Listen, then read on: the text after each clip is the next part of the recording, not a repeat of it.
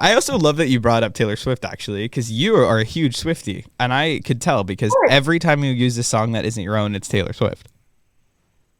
Yes, that is so true. I am a huge me and my little sister, like I love my little sister so much. So when I get to spend time with her, I'm just so ecstatic. But we have this tradition every time I see her.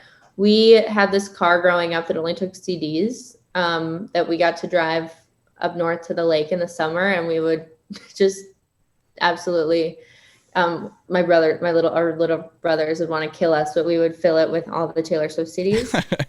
And her and I will just blast in these horrible speakers all the Taylor Swift CDs. But what we'll do now when we see each other, because all those CDs are still in there, we know every single song, every single word.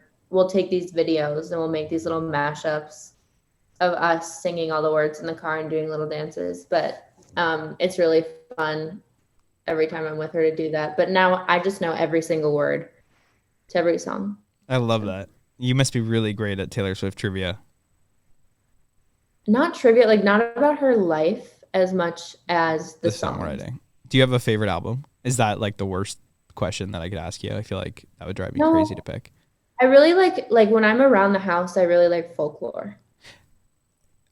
So you ever go to Boston or Massachusetts ever? I did for the songwriting summer program at Berkeley. I only went to like 3, and then I just stayed at the hotel. I love that. I'm hoping to be a Berkeley dropout. I'm there for my master's, but I'm getting closer and closer to dropping out. So I join you. But there's Martha's Vineyard. Have you heard of Martha's Vineyard? Yeah. I literally don't know. Do people know Martha's Vineyard? Because that's where people from Massachusetts summer, but apparently it's like a big deal. Like Barack Obama has a house there.